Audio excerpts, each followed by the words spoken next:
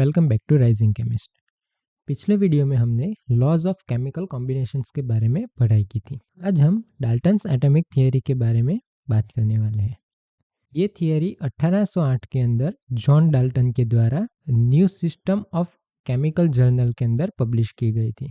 ये जो थियरी है वो इलेक्ट्रॉन, प्रोटॉन या न्यूट्रॉन की खोज के पहले की थियरी है और इसी की वजह से जो ज़्यादातर बातें हैं इसकी आज गलत प्रूव हो चुकी है। All matter is composed of tiny indivisible particle called atom। अब हम इतना तो जानते हैं कि जो मैटर्स होते हैं वो एटम से मिलकर बने हैं। अब ये एटम बहुत छोटे होते हैं और इनडिवाइजिबल होते हैं, ऐसा डाल्टन ने बोला था। लेकिन आज की डेट में अगर हम जाने तो एटम्स जो होते हैं वो इलेक्ट्रॉन, प्रोटॉन और न्यूट्रॉन जैसे सब एटॉमिक पार्टिकल्स से मिलकर बने होते हैं।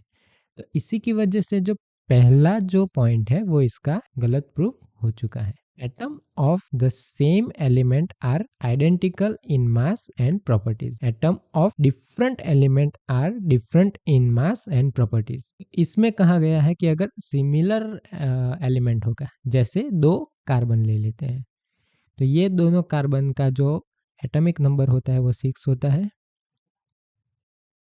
और अगर एटॉमिक मास, उसके मास के बारे में बात करें तो वो मास सिमिलर होगा, ऐसा डाल्टन का कहना था। वैसे अगर देखा जाए तो ये सही लगेगा, लेकिन आइसोटॉप्स की खोज के बाद पता चला कि जो एटम होते हैं वो डिफरेंट मास के भी होते हैं। जैसे ये दो है और कार्बन का एक और आइसोटॉप होता है कार्बन 14। तो ये तीनों का जो एटॉमिक नंबर है, एटॉमिक नंबर सेम है, यानी कि जो एटम है वो सेम है, कार्बन है, लेकिन उसके मास जो होंगे वो एक का 12 है, एक का 13 है और एक का 14 है।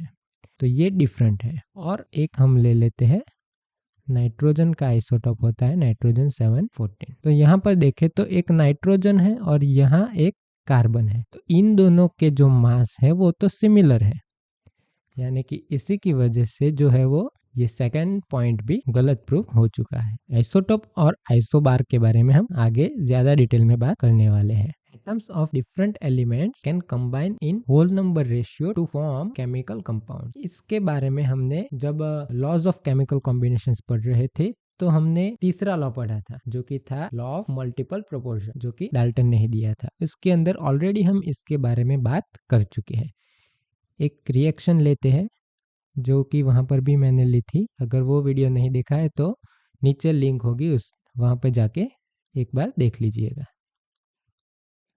ये हमें हाइड्रोजन और ऑक्सीजन को मिक्स करेंगे तो पानी बनेगा और इसका अगर हम रेशियो निकालें तो 2:1 के रेशियो में हाइड्रोजन और ऑक्सीजन चाहिए होंगे तभी वाटर बनेगा। तो ये जो रेशियो है उसके बारे में बात इस पॉइंट के अंदर की गई है कि हाइड्रोजन और ऑक्सीजन का जो रेशियो है वो सिंपल होल नंबर में होगा। तो ये है 2:1 के अंदर। तो ये जो पॉइंट देखा वो सही है और ये जो पॉइंट है वो एक तरीके से जो हमने लॉ ऑफ केमिकल कॉम्बिनेशंस में पढ़ा है, लॉ ऑफ मल्टीपल प्रोपोर्शन, उसको ही बताता है, उसको ही डिनोट करता है। Chemical reaction involves reorganisation of atoms. These are neither created nor destroyed in chemical reaction. यानी कि किसी भी केमिकल रिएक्शन में हम जो भी रिएक्टेंट का यूज करेंगे, जैसे मान लेते हैं HCl प्लस NaOH, तो ये एक एसिड बेस रिएक्शन है, मिलकर बनेगा NaCl प्लस